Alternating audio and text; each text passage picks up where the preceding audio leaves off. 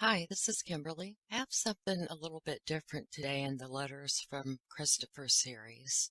This is an addendum to the Chapter 24 video that was titled The Arrest, Plea, and Sentencing. These are the officer's synopsis reports that I'm going to be reading to you today. And they went along with Chapter 24. Chapter 24 was just one of the tedious installments that was predominantly a full-on copy-paste. I mean, there was a part where she did 12 full pages, and then she wrote a little bit, but she kind of broke down these officer reports, and you'll find out why I wanted to bring it. I'll get to my point eventually. And for those of you that are rolling your eyes, there's a timestamp in the description.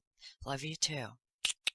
So, the few words that she, Scribble, changed, the very few words that she altered, were all wrong. Hence why I am straightening it out for you now. Nothing like the actual words. Why didn't she just do a Kindle book? And when you open it, it has a link to the real publication, Chris Watts' Discovery Redacted. And for whatever reason, she included some story that she embellished about a woman that, as Cato said, was walking around the garage of the Watts home. Or maybe that's how she understood it to be. I didn't. Well, it was. Well, I'll just read you the report.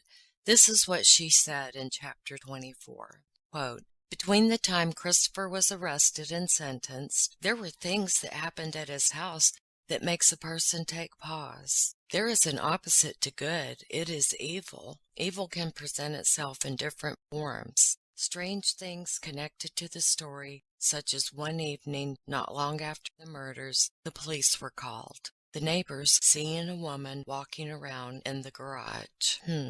If you've listened to Chapter 24, you will understand that, number one, she embellished this, and I explain how and why. And number two, it's not possible to see someone walking around in the garage. I explain that as well. I'm going to be reading all of the reports that were referenced in Chapter 24 of what really happened, and nobody said anything about seeing a woman walking around the garage. Lord have mercy, I will be glad to put this to bed. Land sakes alive, shit in a bucket. Good God Almighty, son, what'd you do, haul the bodies off or something? Too bad they couldn't have let Muttonhead ride with Mumblemouth. I mean Daddy, since they were taking him to the hotel around the same time as Jughead was going to his penal institution. They could have held hands and cuddled in fear at the unknown. Just like Bella and Cece had to do. Fuck that shit. Ride by yourself, Pinhead. You scared the shit out of your lovely wife and beautiful toddler little girls. You deserve nothing but untoward shit. I can't even imagine the terror those two little girls experienced. And the goddamn confusion that was going on in their minds about why their daddy was acting weird and not protecting them as he usually did. And the Watts thought they were confused. No, your two little girls. They were confused. Can you imagine the tumultuous turmoil? None of their trusted adults were available to ask, except for one, and they knew he was not to be trusted any longer. So when I read these reports in Cato's honor, I would like to make known that this first report fell in line agreeably with the title of Chapter 24, The Arrest, Plea, and Sentencing, because she told about the arrest. Now, the next one, I have no idea why this was in the Arrest, Plea, and Sentencing chapter, but very little about this pamphlet, book, makes sense. However, they were in this chapter, so I guess I'll fucking read the shit, right? They're just sitting there in a sea of utter confusion, because confusion is contagious. There's been a lot of that within easy reach around here. It cornered and tangled with me, and I acquired it too, damn it. So I don't want to disrespect those Weld County officers any more than they have been within these pages. God willing, their reports will someday become part of a handcrafted, do-it-yourself Christmas tree, and they will receive the admiration and appreciation that they deserve. and I will now do my part by reading their written words to you. But first, let me tell you a little about it. Now, apparently, somebody was creeping around outside the Watts house. And we aren't sure it's the same person, but someone was also playing around with the garage lights. 𝐤𝐳 thinks it spooks spirits and untoward forces, and some of the dark things that may have escaped when Nimrod and 𝐒➉ were playing sexual hocus-pocus, dark forces and evil spirits games. If there is a portal in or near that house on Saratoga Trail, I suspect it is there, right under where Bonehead did his infamous sermon. I wish to hell it would have opened up and swallowed him whole, having him make his entrance into the underworld a bit early. When will he be called home? Sooner rather than later, I hope. But this is why he has been furiously reciting and memorizing the Bible. He has changed his mind. He's scared and thinks he still has a chance of getting into heaven. No. The gates of hell will open wide for you, 𝚑𝚘𝚘𝚗. You made your choice known, loud and clear, when you were playing with 𝐒𝐽𝐽, and y'all became cricky. Authorities could have blamed it on a sinkhole, you know. They don't want to be scaring people. Don't do the dance if you can't keep up with the lyrics of My Daddy is a Hero, fuckface. Now, I disagree with Scribbles on something I was talking about earlier. I don't believe it was any of that mumbo-jumbo, hanky-panky, hokey-pokey, hocus-pocus, sexual aerobics bullshit that Cricky was into. Now, it may very well have had something to do with spirits, though. The kind you drank. Myself, I think a YouTuber broke away from the group over on Watts Island. Please, can somebody go and check all of the dates of those channel owners that have made selfies and even done lives on the Watts front porch? See if anybody was there on September 21st, 2018. It's probably a Watts Island YouTuber. You know, many of them have tracked out there for an on-the-scene photo op.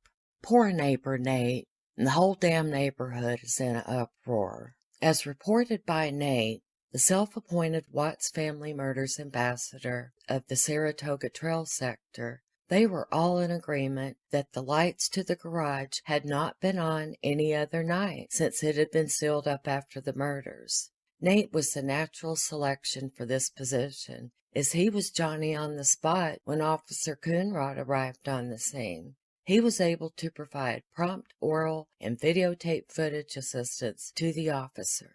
He made himself available all that afternoon and even became the intermediary that provided updates to Shanann's family. When all the hoopla died down, nearby noble next-door neighborly Nate made himself available for the media rounds as well.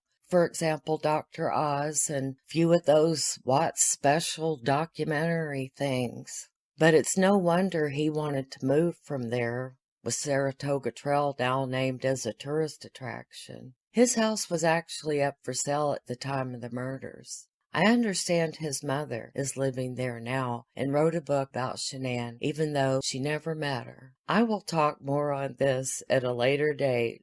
Please enjoy today's dramatic readings. Much love and peace. Thank you for listening. This is Officer Matthew James' report. On 8/15/2018, at approximately 8:15 p.m., I transported Chris Watts' father, Ronnie, from the Frederick Police Department to area hotels near Firestone Boulevard and the East I-25 frontage road. Before leaving, Ronnie collected his duffel bag from the back of the white Lexus SUV. There were other items in the trunk of the SUV, and he advised the bag was the only item that was his. Ronnie went inside 3 hotels in the area, 2 of which he said did not have any vacancies. He advised me he was going to stay at Comfort Inn Suites located at 11292 Business Park Circle, Firestone, Colorado. At approximately 10:05 p.m., I took photos of Chris while he was in the interview room at the Frederick Police Department. The photos I took were of him with his shirt off, his hands, head, neck, and face. There was a red mark on the left side of his neck that he identified as being a mosquito bite. There was also a red mark on the front of his neck. I did not observe any other obvious signs of injury to Chris Watts' body. See photos.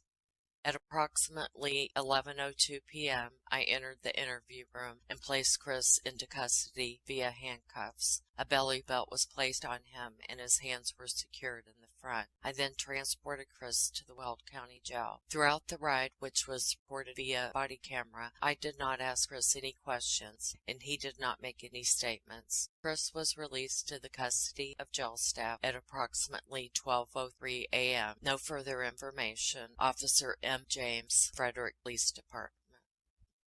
This report is from Officer Ivan Perez. On 9/21/18 at approximately 9:05 p.m., I assisted Sergeant Manley at 2825 Saratoga Trail regarding an unknown person seen around the residence. Upon arrival, Sergeant Manley was advised the neighbor from 2905 Saratoga Trail had video of a vehicle pulling up to the address 2825 Saratoga Trail, and then an unknown female stepped out of the vehicle. Sergeant Manley was advised the cameras never showed the female leaving the address, and the inside garage lights were turned on when they are normally off. I entered the home along with Officer Kate, Sergeant Manley, Officer Cooksey, Officer Fratelli. Sergeant Manley made loud announcements prior to entering the home and did not hear anything. Officers cleared the main floor of the home and did not find anything. Officers then cleared the garage, basement, and then the second floor of the house and did not locate anyone in the residence. Sergeant Manley gave loud verbal announcement prior to entering any areas in the home, but no one responded. Nothing appeared to be out of place in the home. All lights in the home were turned off after officers finished clearing the whole house. Nothing further. Officer Perez, Frederick Police Department. This is a report from Officer Brent Manley. On September 21, 2018, at about 6:05 p.m., I, Sergeant Manley, was advised by Weld County Dispatch of a suspicious incident at 2825 Saratoga Trail within the town limits of Frederick, Colorado. I was advised that the reporting party, Sandy, stated she got a text message from an unknown number, and the text stated that the back door to 2825 Saratoga Trail was open. Sandy said there should not be anyone in or near the house at this time. I arrived at the house with Officer Lyons. We walked up to the front door of the house and tried to open the front door. The door was secure. I looked through the windows on both sides of the door and did not see anything out of place or any sign that someone had made entry into the house. Officer Lyons and I walked around the front of the house to access the gate to the backyard. I tried to pick up on both garage doors to ensure they were still secure. As we walked around the house, I was looking at all windows and screens. I did not see anything out of place or that would indicate that someone gained access to the house from the windows. We walked around the back of the house. I noticed that on the back door that the screen door was slid open. I walked up the steps and observed the door was closed and there was a security bar in place preventing anyone from entering through the door. The curtains were in place and did not seem disrupted. After looking to see that all windows and doors appeared secure in the back of the house, we walked back up front. As I was walking by the garage, I noticed that the garage lights were on. I did not recall that the lights were on when I walked up the first time. The house appeared secure at this time, and I did not see any indication that someone had been in or around the house. Officer Lyons and I cleared without incident. At about 7:51 p.m., I was contacted by dispatch again. I was told a Frank Rusick called in stating that he spoke to the neighbor Nate. According to Frank, Nate stated that the garage lights were still on and they had not been on in the days past. I responded back to the address and spoke with Nate. He was able to show me video from his Xfinity home security system on his phone. He showed me that a female walked up to the house at about 9 a.m. and was seen walking up to the front door. There is no video of the female leaving the area. Shortly after, there is a black SUV that is seen passing the house slowly. Nate was able to show me 3 different videos showing the black SUV going slowly by the house shortly after the female was seen walking to the front door. I did not see anyone leave the vehicle and approach the house, and did not see anyone come from the house and get into the vehicle. I was able to use the ladder that Nate provided and looked into the top windows of the garage. I did not see anything that indicated anyone was in the garage, and it did not appear anyone went through anything in there. Nate explained that he had spoken with other neighbors in the area, and they also had not seen any lights on in the garage in the last few days. While I was looking in the windows, I pushed on the garage, sounding an alarm. I spoke to Frankie by phone. He told me that he did not think the lights should have been on either. I told him about the alarm, and he stated that he did not think the alarm was set when he left the residence a few weeks prior. He asked if we would clear the house and make sure no one was in the house. They provided me with a door code for the front door.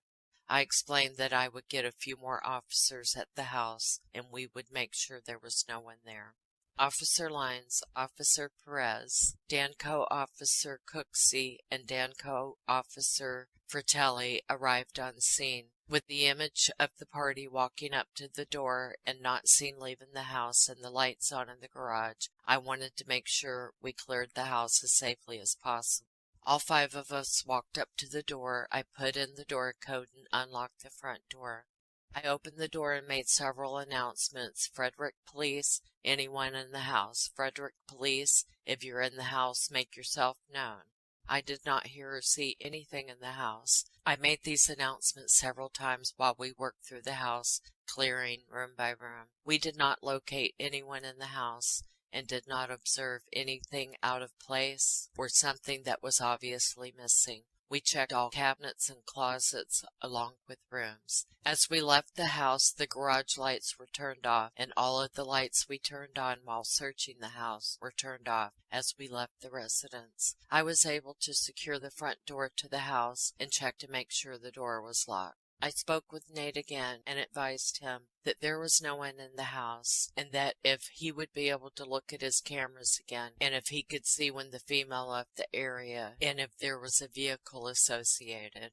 As on 9/22/18, I had not heard from Nate. I was wearing a body camera during this time. The audio and video recording have been added to this report. End of report. Sergeant B. Manley, Frederick Police Department. Much love and peace. Thank you for listening.